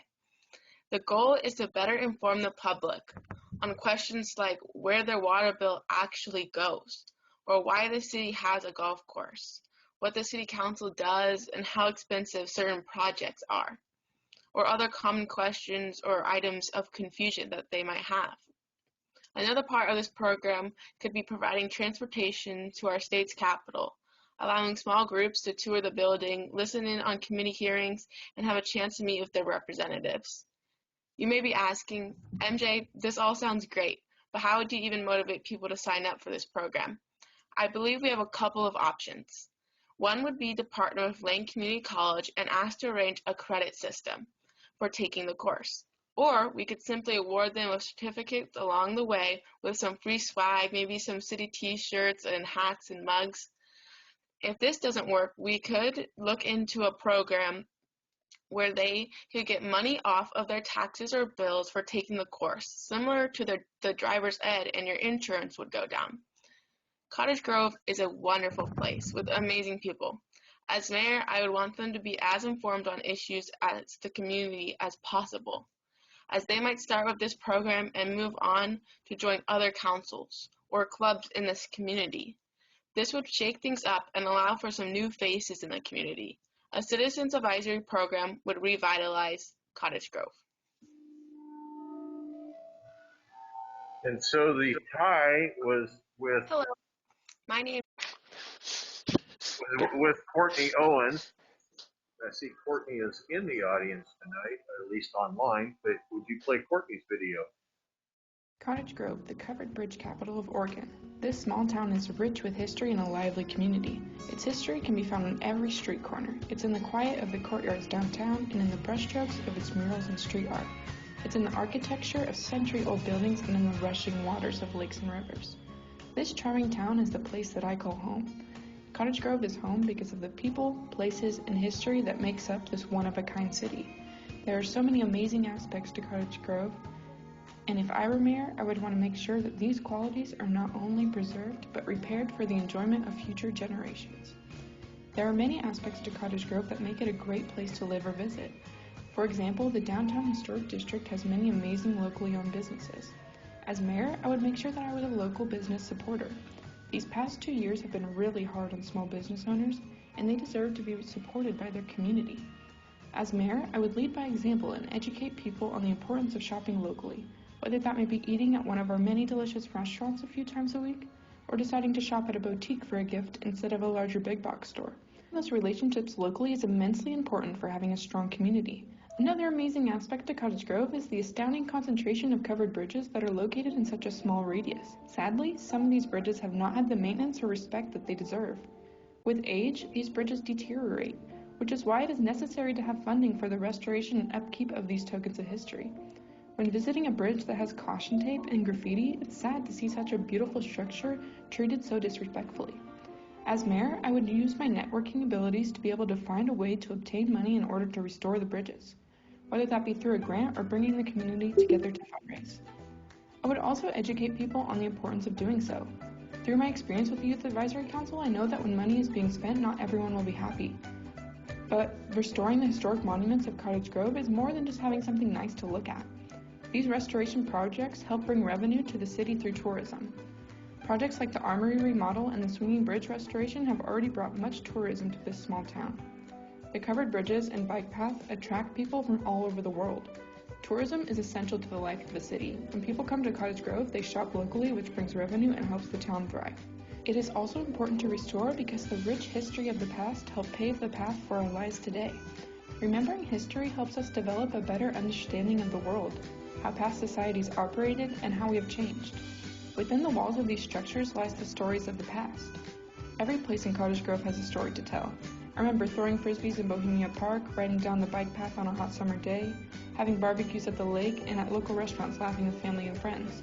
Everyone has their own moments that stick out in their minds. These moments are what makes life worth living. Life's not about paying bills and going to work. Life is about making memories. It's the little things in life that make the biggest difference, which is why it is so important that the heritage of Cottage Grove stays alive.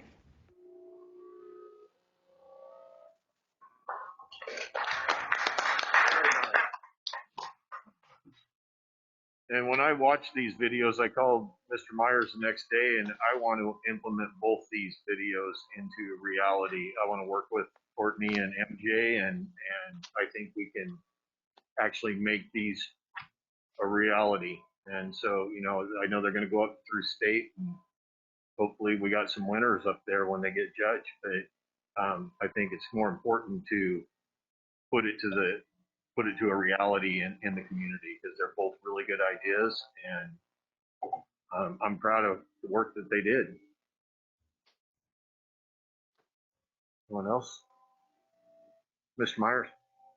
Yes, and since Courtney's on, and I don't know if anybody else is on that are representing any of the applicants, but if the mayor would like to have an opportunity to present the awards to them, just get a hold of our office and we'll work with the mayor and get a schedule set up so that they can meet with the mayor and get their certificate and their cash for the first place and second place winners.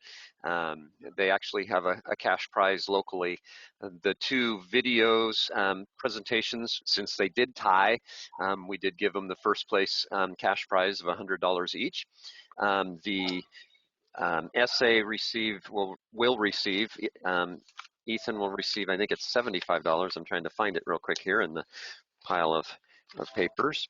Yeah, $75, and the first place in the posters is a $50 prize, with the second place being $25. So all of the first place entries will be turned into the League of Oregon Cities to go for the statewide competition with the Mayors Association. And we wish them good luck. We hope that we end up with a winner. Thank you. Okay, item C, Budget Committee appointment, Ms. Likens. Good evening, Mayor, Council. In order to facilitate the Budget Committee selection process, the Council appointed the subcommittee to conduct interviews, which were held on Thursday, April 22nd. There's one vacancy created by the appointment of Chalice Savage to the City Council. Her unexpired term will be until December 31st, 2003. We had 3 applicants submitting for the position.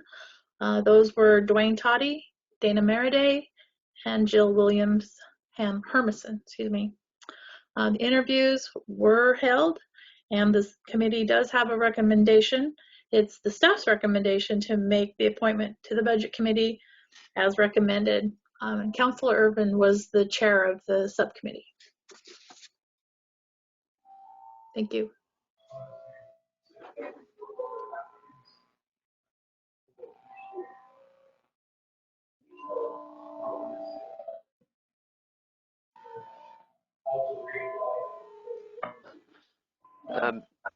We're not hearing the council at all in there.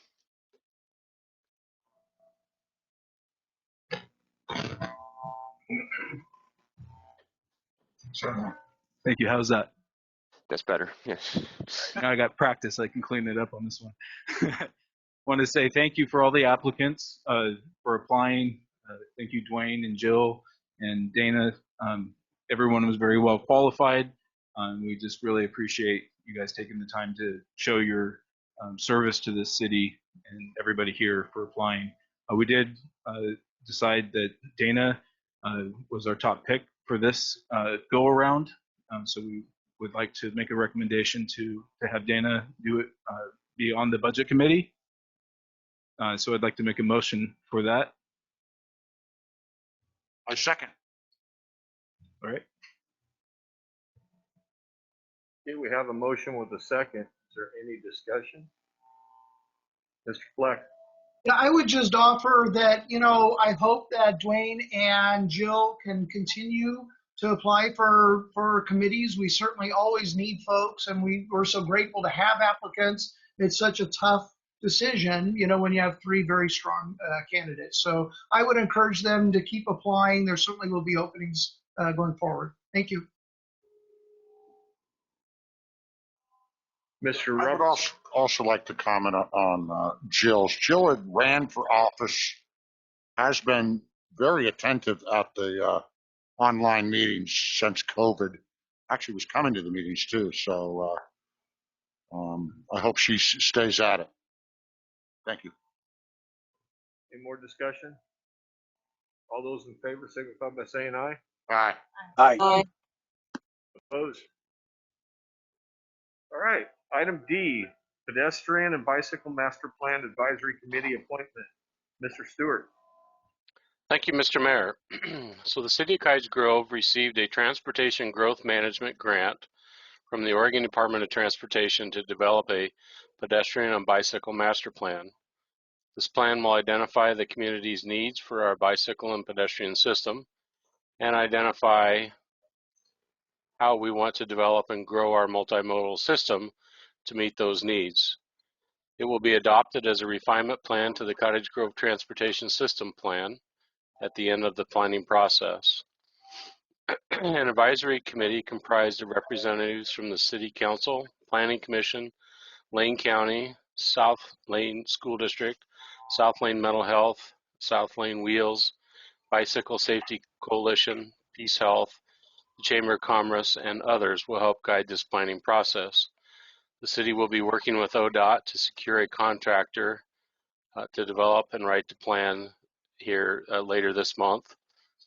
The advisory committee meetings will begin in June 2021 and be concluded by February 2022. It's projected that it'll be somewhere between 4 to 5 meetings that the committee will meet and make recommendations. The recommendation is that a city councilor be appointed to represent the city council on the pedestrian and bicycle master plan advisory committee. We can have more than one, but we don't recommend more than 3 being appointed to the committee. Mr. Fleck. Well, Mr. Mayor, I walk through this town every summer, and so I guess I cover the pedestrian side. I'd be willing to serve if nobody else is interested. Mr. Roberts? Yeah, I'd like to nominate John Stennett for this job. I think I see John running all over town. I think no one knows more about our on this current committee council than John Stennett if he would take it. I think John should be perfect for you. Would 3 be a good number? Yes, we can accommodate 3. So I entertain a motion. We put Councilor Irvin, Councilor Stennett, and Councilor Fleck on there. Second. Thank you. Is there any more discussion on that? I like that idea. Okay, all those in favor signify by saying aye. Aye. Opposed? Aye. Aye. Okay. Concerns of council. Mr. Roberts. Thank you, Mr. Mayor. So, to staff, I mean, what about what Larry did bring up about this letterhead on this insurance? Well, it's technically not insurance. It is what do they call it? It's a warranty, and it's a membership type thing you're buying into. That it is totally and completely voluntary. It states that, and we tell people too that, hey, think about what you need and what might be applied to your home, and how do you have things that are failing that will fail. It is vetted. National League of Cities has vetted it. It is not. There are warranty programs out there. I'm sure most of you get those calls on your cell phones or your phones all the time that your vehicle warranty has expired, and I've been getting the ones that saying this is your last courtesy call, and I'm thinking, hey, yay. But this is vetted by National League of Cities, and it open to organizations, the cities to be a part of. We'll present the information off to our representative. We'll have them watch that snippet of the council meeting and let them respond back. But as we have had successful people have really taken advantage of it, and I don't have the numbers here because we didn't know this was going to be brought up, but I can tell you that, yeah, I'm glad I only have to write a what is it, a $50 check once a year that has covered $300 and some worth of work on my sewer line. I don't have it on water, but they can be quite expensive, and it covers up to $8,000, I think, plus an additional $1,000 or something for sidewalk repair that needs to be done if you have to repair a sidewalk. So it's one that we do encourage people to be very cautious and think seriously about what they know of the quality of their line or lines before they sign up, and it can be beneficial. Thank you so much for that clarification on that. I also was given a call by Karen from Singing Creek about the failing stuff at Prospectors Park, but I hear Faye Stewart is already looking on that. I want to thank you, Faye, for doing that. it's not in great shape. And with COVID, teaching the kids classes outside during the summer, I think will be quite an asset for our community. Hopefully that will get looked into soon. And at the last meeting, we talked about water tours. I've been approached by many citizens about these tours. They want to go on these tours. I think this is a great thing. I hope we expedite and get these tours up and running, and maybe even video one of them and get that on the city website to the point that we could educate people on why we raise the water, stormwater, and what we're doing. I think the mayor gave a great explanation at the last meeting about kicking the can down the road and why. So I'd like to see these water tours happen real soon. And then the disturbing news of the citizen we lost on Palmer. I want to thank the police for the great job they did. But I had a lot of people came to question on how is it people can live in warehouses in the industrial area. Is that code? Is that allowed? Mr. Mayor, Councilor, I'd have to do some research. There are instances where residency is approved with various different approved businesses that are located there, like storage units allow for residencies. I would have to research this specific property and see if it was ever legally approved. If not, sometimes we're not aware of people living in various different places, so it may not have been an actual approved use in that structure.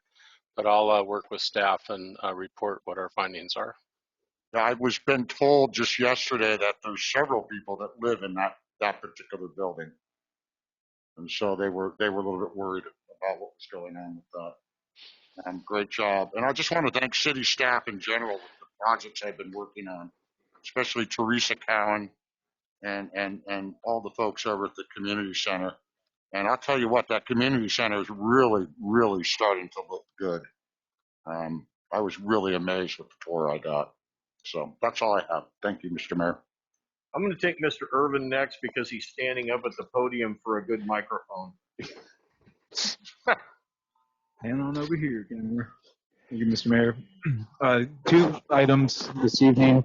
The first one is wanting, I guess, clarification on maintenance of the skate park.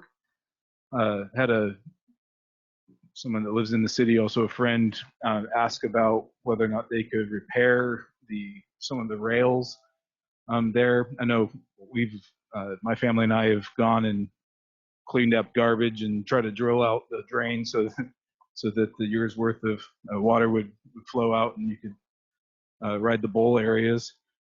So in the past, my understanding was that there's some just, maybe no man's land there in terms of maintenance with the railroad and the city and whatnot. But if there's any guidance on how we can direct people that want to, take better care of that skate park and have some presence there, that'd be awesome.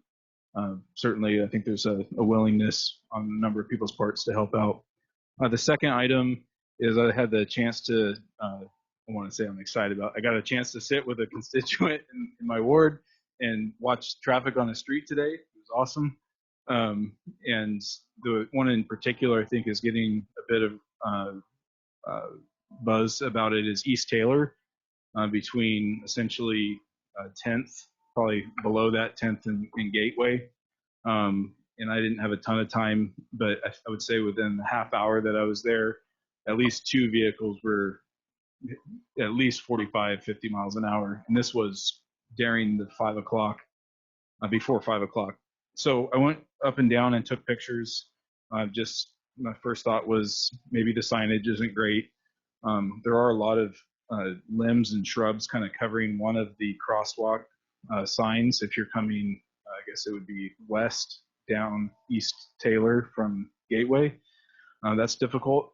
And then 10th gets a lot of traffic coming up by the old Harrison. And if you are heading east on East Taylor, there's actually no posted sign for speed on there. So it's not like it's not an excuse, in my opinion, because there's a school right there. that's pretty obvious. But in terms of just signage of what the speed limit is, it's from what I can tell, non-existent if you came onto East Taylor from 10th. So like possibly for us to look at better signage for that school zone, maybe better indicators for, I like the ones that are flashing lights when school is in session or when you have to obey that particular speed limit. The signage is pretty good if you're going west, but I think it's really lacking going east. So yeah, and some people, yeah, I don't know, signs aren't going to do anything. Speed bumps aren't going to do anything, but something to help along there. And she was thankful for the police presence that has had to increase there. And I guess that's it for me. So thanks. Mr. Fleck. Thank you, Mr. Mayor. So I would also like to offer that I've always had heartburn about the city's logo being on those letters. I don't have any problem with the city endorsing that program. You know, I do think that it's a good program for our citizens, and I think there are a lot of those, you know, fly-by-night organizations. This is not. So I think that something that says endorsed by the city of Cottage Grove, endorsed by National League of Cities is appropriate, but I've always had heartburn over our city logos beyond that. So that's my 2 cents worth on that one. The other thing I want to bring up is that intersection of R and Main Street. Twice in the last week, I've had vehicles where I've turned going right off of R Street, going towards downtown on Main, where I've gone to pull into the median, and the car going west on Main Street is a foot to foot and a half over the line in my lane. And there have been a couple close calls. As I looked at the striping in that intersection, that striping is pretty hard to see.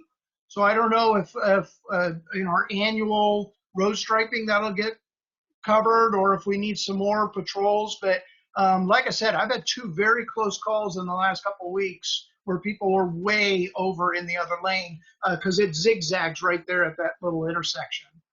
So I was wondering if staff could take a look at that. Anyone else? What's that? Oh, Mr. Stewart? Thanks, Mr. Merrick. Councilor Fleck, we weren't able to do the striping this last year. It's been over a year. Due to COVID, Lane County was not in a position to perform that service this last year. We fully intend on having those restriped this year and have not heard anything other from Lane County different that they won't be able to do it. So we'll work on getting that striped, and those lines in through that area, if they're not prominent, are hard to see for sure. Thank you so much. Mr. Stannett? Yeah, just in at the risk of being redundant and restating a concern that I mentioned Friday morning at our agenda session, perhaps in the hope that Mr. Stewart could offer his update again for those in attendance this evening. I continue to be concerned about the intersection at 8th and Taylor, the construction that needs to be finished there. I've noticed several people, including several young people, kind of bewildered in attempting to navigate the closed sidewalk there, which often puts them in the thoroughfare and is obviously a very dangerous situation and not in accord with the safe routes to school that we're trying to complete along that stretch there. So I was hoping maybe for an update on progress and resolution at the intersection. Thank you. Mr. Stewart? Mr. Mayor, Councilor Stinnett, thank you. We received the new design documents from Branch Engineering late last week. We have forwarded them on to Wildish to get a price for completing the repairs to those 3 crosswalks. Friday, after I heard your concerns, I visited the site to see if crosswalks were usable. And actually the crosswalks, there's only one that's not usable. The one on the south side of Taylor that crosses directly to the school is completely closed. But the crosswalks, the gravel has been placed in the crosswalks on the north side. We probably need to add a sign encouraging folks to use the north sidewalk along Taylor, but they can safely traverse through those crosswalks. We'll do a better job in trying to direct our youth and citizens to the north side of the crosswalk. Hopefully we will have pricing and our final project change order list to the council for your consideration at the first May meeting, and hopefully shortly after the, if it meets your expectations, we can get this project completed and done. Ms. Savage. Thank you, Mr. Mayor. I had some folks contact me about a couple of properties off of O Street. I believe the cross street was Cottonwood.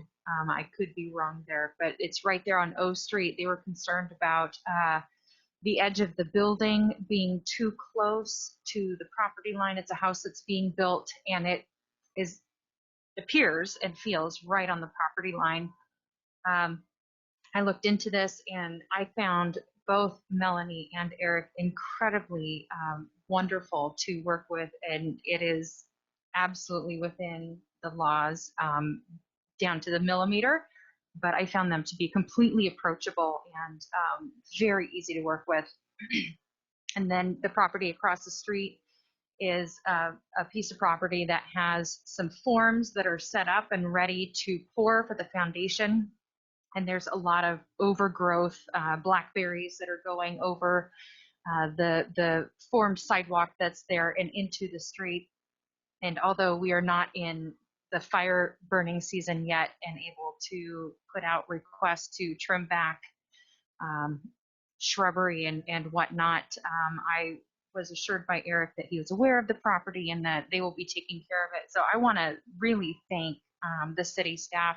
I just absolutely adore working with them and really appreciate all of their knowledge and found them incredibly approachable. So thank you for those. Thanks. Anyone else? Mr. Stewart. Thanks, Mr. Mayor. I wanted to address Councilor Irvin's concern about the skate park.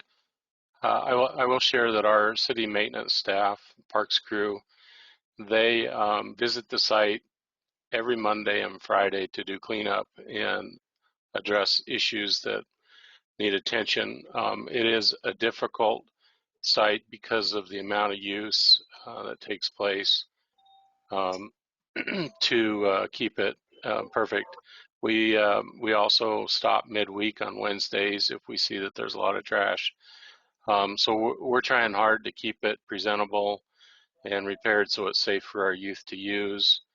I would say that we would gladly like to discuss or encourage volunteers to help us, and they're welcome to contact our Public Works office or the city shop, and we would welcome their assistance in trying to help make repairs or clean up, volunteer to clean up the garbage. So anybody interested, please contact City Hall and ask for the Public Works Department. Okay. I just want to cover what Mr. Roberts was talking about that I brought up Friday of the for an outreach that what I propose is Councilor Fleck and Ward 1 and 3 coordinate together between the three of you to get 2 citizens to go with you and to tour the waste treatment and the water if need be. And Councilor Roberts and Ward 2 and 4 to on the west side or the east side to work together and come up with the dates to do that. And I don't see this as a one and done. I want to see it as a repeated over as need be. You know, if we got the concerns from people that want to go see it, then let's take them out there. And I will focus on the Be Your Best, the bigger businesses that are paying the high bill, and I will get the CEOs from those places and take them out as I can take more going by myself. With the idea is to keep one for COVID, but keep under a quorum. So 3 counselors at a time, and then I will take a larger group. And one of the committees I'm on is I'm the chair of the Lane Act this year, and we've been working on an area strategic pilot project that ODOT has put out, and we've got a consultant that we're working with, and I'm just giving an update. We've had several meetings with that workshops with that subcommittee and establishing a vision and desired outcome for the acts. There's only 2 acts that they use. It was Northeast Act and Lane Act. And Lane Act typically is vocal throughout the state, so that's, I think, why they got picked to be there. And we're trying to get translating into an area-wide strategic investment priorities for the area, and the final product will be an area strategy report for each act, which they can use to communicate act priorities with the state transportation system to the OTC and the decision makers. And so I will keep you posted as that goes on, but it's been an interesting committee to be on. And I'm really thankful that I have a really good council, that I don't have to sit through some of those issues when they say we want to address all citizens in Lane County, and then they start saying, well, what about the disabled? Well, all is in that group of all of us. And they get into multimodal transportation. Well, what about bike peds? You got to put that in there, and it's frustrating, but we're getting through it. And so I'm thankful I've got a council that's not that can understand the big picture. Okay, so report from city manager. Yes, thank you, Faye, for answering on the skate park. We do take volunteers, and please have them get a hold of Faye and Public Works. And we've had it in the past where groups have taken over and helped maintain and done things at the skate park. So that's great. So please do that. Other than that, I have nothing else. Wow, that's got to be a short one. No attorney, so we are adjourned. We got executive session. Yes, we have executive session. So if you can go out and log in under the executive session link. Thank you.